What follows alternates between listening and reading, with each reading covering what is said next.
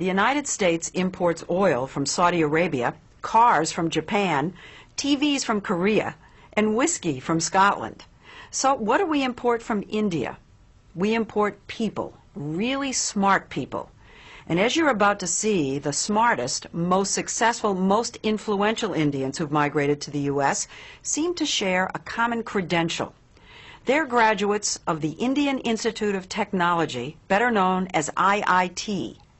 Made up of 7 campuses throughout India, IIT may be the most important university you've never heard of. This is IIT Bombay. Put Harvard, MIT, and Princeton together, and you begin to get an idea of the status of this school in India. You compute the capacity of the column. IIT is dedicated to producing world-class chemical, electrical, and computer engineers. And then you plug this back in and you... With a curriculum that may be the most rigorous in the world.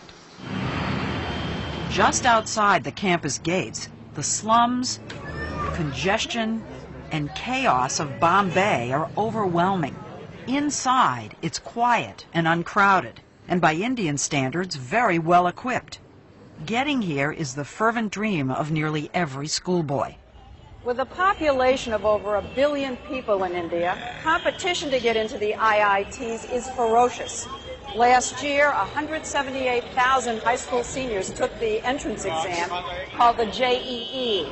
Just over 3,500 were accepted, or less than 2%. Compare that with Harvard, say, which accepts about 10% of its applicants. The IITs probably are the hardest school in the world to get into. In the whole world.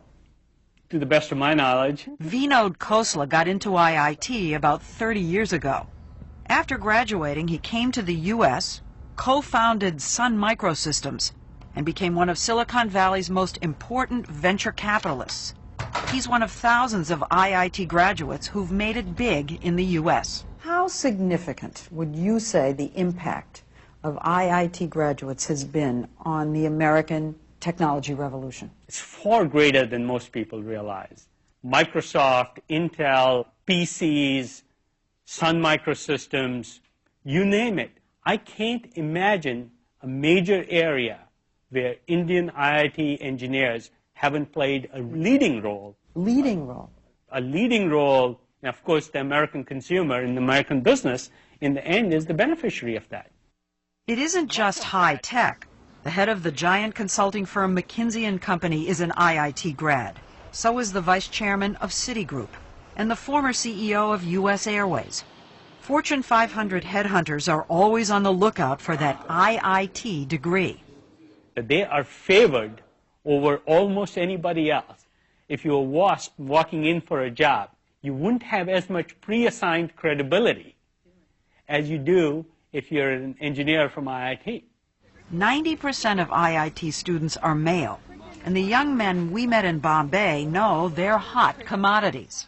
The American companies love the kids from IIT. Thank goodness. That's what we've heard. That's what we've heard too. After I leave IIT Bombay, I hope to get a good job. So it can be a ticket to another way of life. Yeah, definitely. And a ticket out of India. How many of you think that you're going to end up in the United States? For a while, I think all of us would be there. Maybe At for some work. stage. At some stage. That's not the way it was supposed to be. I want my country to be strong. Nehru, India's first prime minister, created IIT 50 years ago, just after independence, to train the scientists and engineers he knew the nation would need to move from medieval to modern. He never imagined India would be supplying brain power to the whole world. Would you say that IIT graduates are India's most valuable export? Yes, undoubtedly. N. Ram, one of India's leading journalists, says that because the stakes are so high, a kid starts preparing early. Age 7, 8, 10.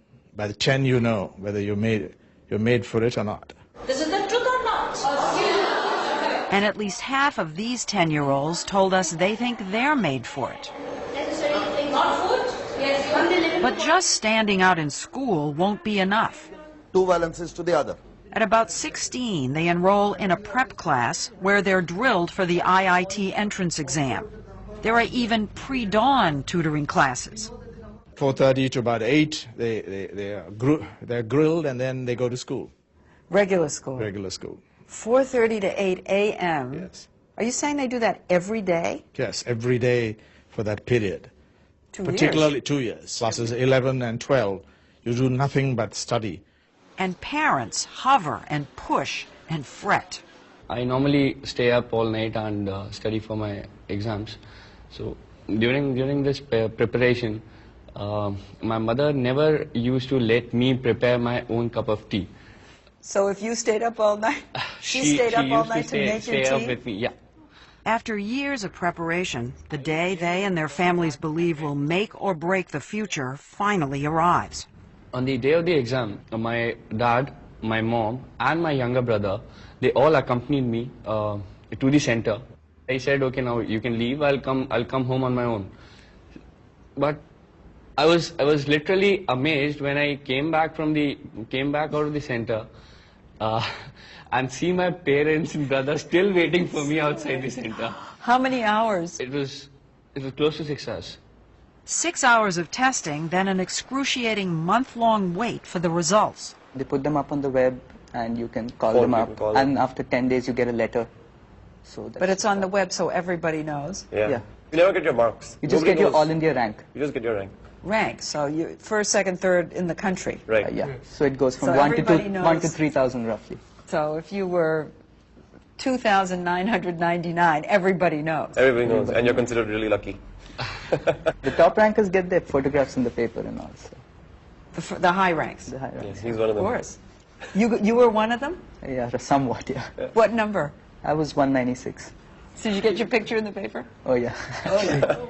The ranking isn't just an ego trip. The top kids get to choose which campus they want and which major. It's a big deal in India. It is. Narayana Murthy, founder of the huge software company Infosys, is known as the Bill Gates of India. It's very easy to lose hope in this country. It's very easy to set your aspirations low in this country. But amidst all this competition among high-quality students, this institution of IIT sets your aspirations much higher. Now what about your own son? Well, my son, he probably wanted to do computer science at IIT. To do computer science at IIT, you have to be in top 200. And he couldn't do that, so he went to Cornell instead. Think about that for a minute. A kid from India using an Ivy League university as a safety school. That's how smart these guys are. I do know cases where students who couldn't get into computer science at IITs, they have gotten scholarship at MIT, at Princeton, at Caltech. Yes, sure. You wouldn't mistake this for MIT or Caltech. It's the final exam of metal fabrication class required for every IIT freshman. Call it shop class on steroids. Using just a saw and a file, students have to cut quarter-inch steel into an assigned shape, measured to the millimeter. It's an illustration of IIT's emphasis on engineering basics, precision, and discipline. Nobody majors in music at IIT. The education is not well-rounded. But in science and technology, IIT undergraduates leave their American counterparts in the dust. When I finished IIT Delhi and went to Carnegie Mellon for my master's, I thought I was cruising all the way through Carnegie Mellon because it was so easy relative to the education I had gotten at IIT Delhi. If you think of engineering students as nerds, not particularly bold or creative, IIT somehow breaks the mold. It turns computer geeks into risk takers and leaders. I'm wondering why so many IIT graduates are entrepreneurs. Why so many do start their own companies. I think it's because of the confidence.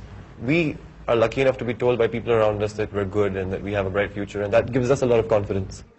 There's something else. Students act like entrepreneurs the whole time they're at IIT. They run everything in the dorms, which might be mistaken for cell blocks if not for all the Pentium 4 PCs. They organize the sports themselves. They even hire the chefs and pick the food in the mess halls.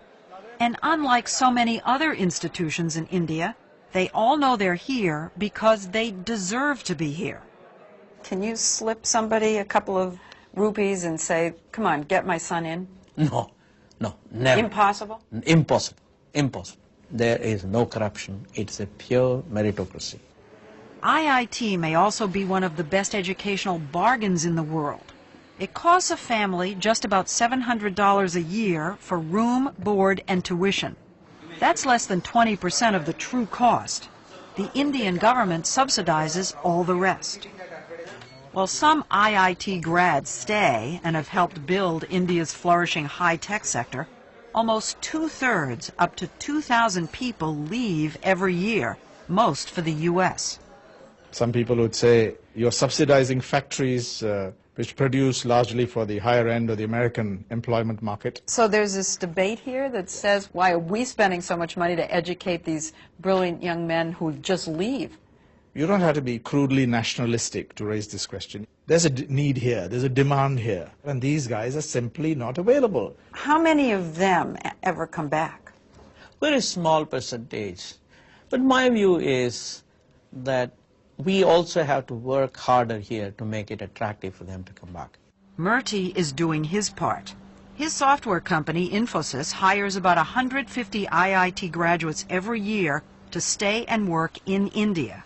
He says the brain drain doesn't worry him.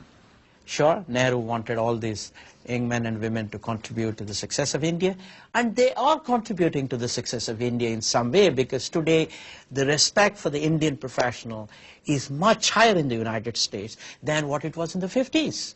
But does that translate into investment money coming into India?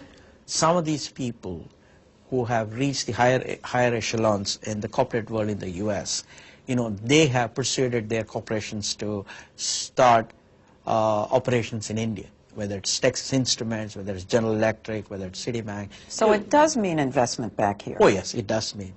I have no question that India now is benefiting significantly from the cycling of knowledge, the back and forth, no question about it. And individual IIT grads are sending lots of money back home, too. But the U.S. still gets the better end of the bargain. How many jobs have entrepreneurs, Indian entrepreneurs in Silicon Valley created over the last 15, 20 years? Hundreds of thousands, I would guess. For this society? For this society here in America. For America to be able to pick off this human capital, these well-trained engineers with great minds, is a great deal.